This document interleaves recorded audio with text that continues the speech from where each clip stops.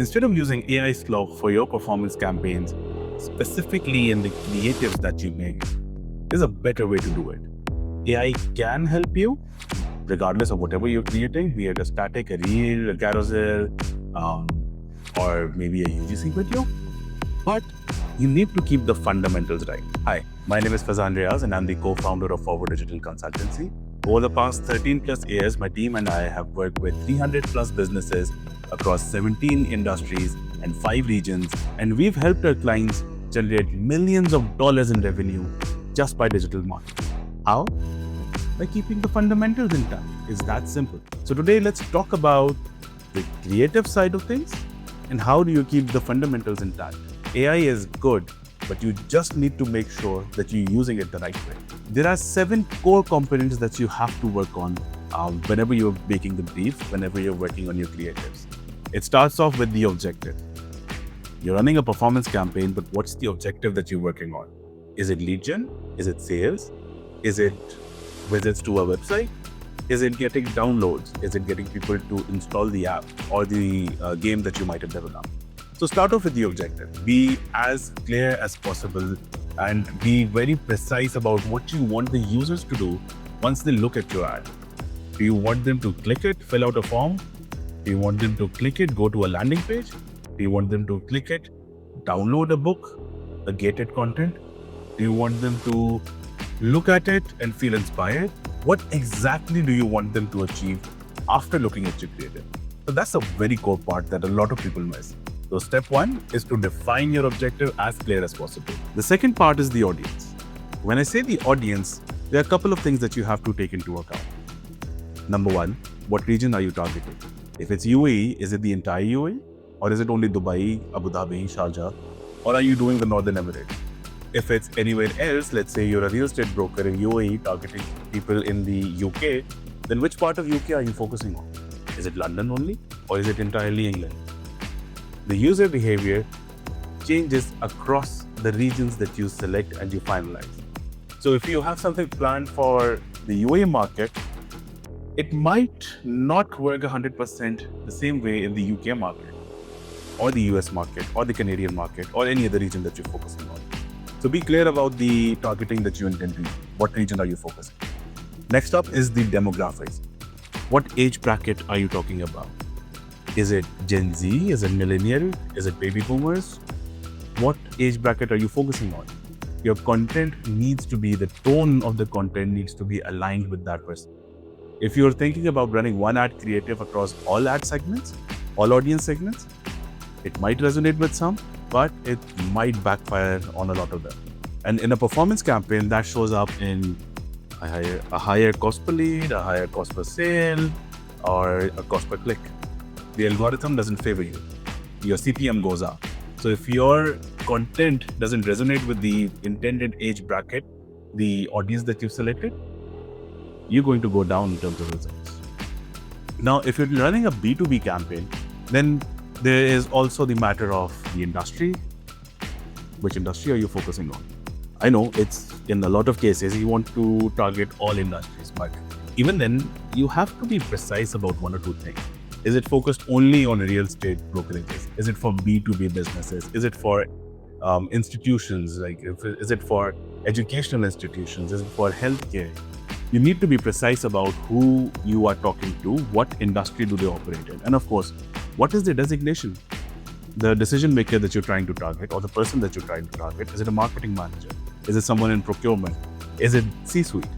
Your content direction changes dramatically based on the demographics, plus the region, plus the person that you're looking to target. That is basically their work title and their industry. Along with all this, now that you have an ICP, an intended customer profile in front of you, you want to look at what problems do these people face. And based on those problems is how you decide what content you can put in. So if you repeat their problems in the ad content, chances are it might resonate with them. If you give a solution to that intended problem, chances are they're likely to respond. Again, based on the objective that you selected. The second component is the audience that you're looking to target. So now you've established what objective you are running it for. You've established the audience that you're looking to target. Next up is, of course, research. So research includes a lot of things. You look at your competitors. What are they doing? What have they done in the past? What does the general market talk like? You research into your audience that you defined in the previous step. You see what kind of stuff do they like? What kind of stuff do they follow? What kind of people do they follow? What kind of pages do they follow? What kind of designs resonate with them? Do they like simple, straightforward one-liners, or do they like very fancy, putting up all the Photoshop that you probably know in one piece of design? So your research will tell you what you need to create. You need to research on the keywords as well. So, if you're running a meta campaign, I know you don't want to probably use keywords into it. There's a direct or indirect linkage to it, but still, that gives you a general direction.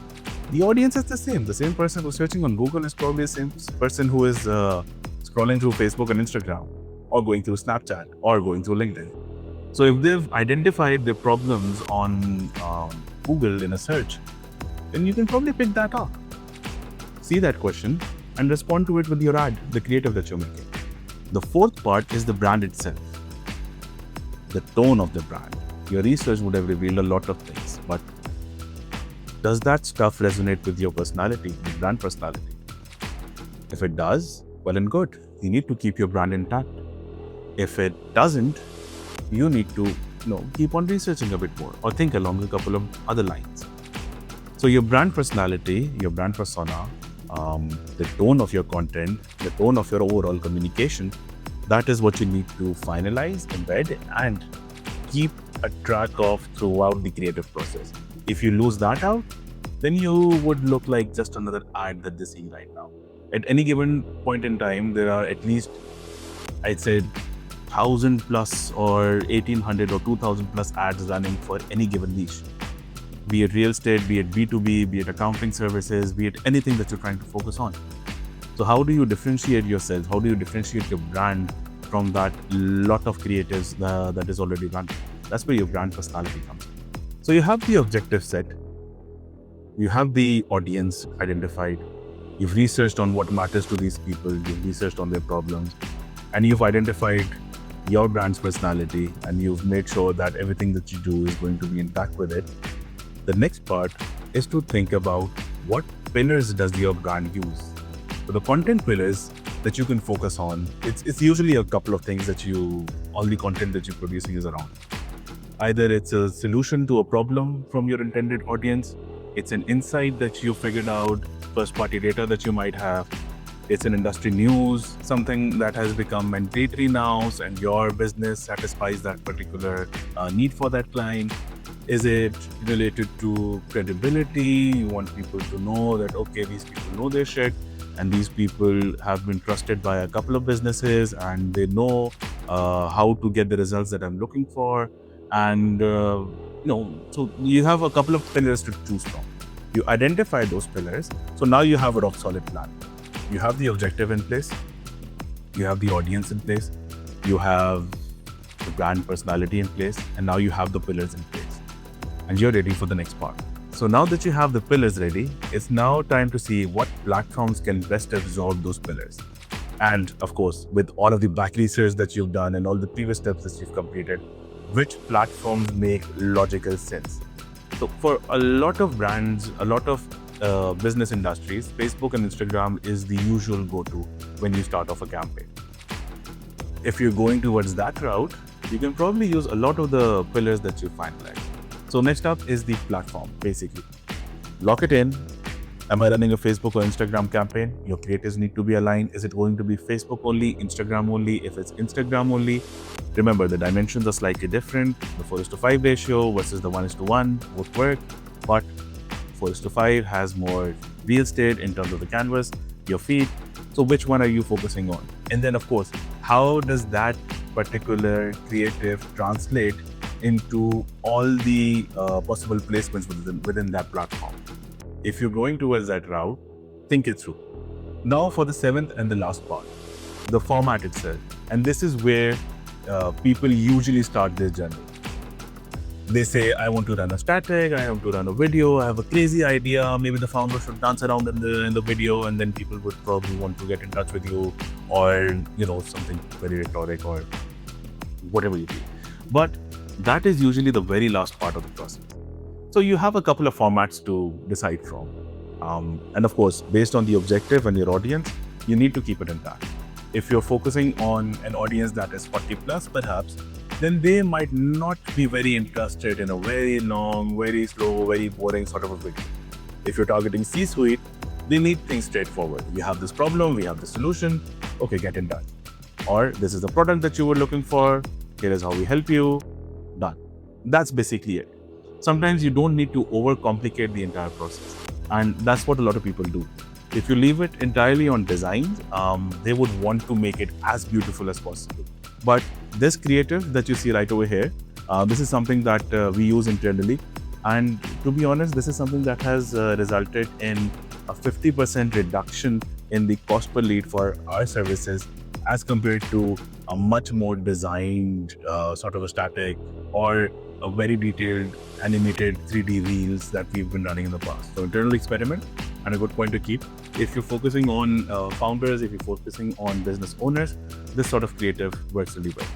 So if you have the format in front of you, if you're looking at static, you need to finalize, is it going to be minimal? Is it going to be explanatory? Same case with the reels. Is it a UGC video? Is it the founder himself or herself talking about something? Or a case study? Is it something to focus on credibility, where you say that this particular client has given us this review or some results that you've generated in the past and you want to showcase that? If you are focusing on, let's say, something more thought-provoking of a key problem, or let's say something that AI has done in the market, which has been a very usual case right now. A lot of creatives that you see, they say, okay, Claude just killed website designers, or Claude just killed ABC. And that's basically a hook that a lot of people use in their content, both in organic and in ad content that they make. But you need to decide which audience would that resonate. Is it something that your intended customer profile is going to listen to? Is it something that they're going to absorb? And most importantly, is it something that is going to result in that particular objective that you're trying to achieve? Will they give you their information in terms of a lead form just because Claude killed another industry? Think about it. These are the 7 points that you usually need to keep into account. We cover the fundamentals. Of course, there's a lot more and a lot of things that you can do that you have to take into account over and above. And there's a lot of nitty-gritty to it as well. And I'm sure a lot of people would disagree with these 7 points being very limited.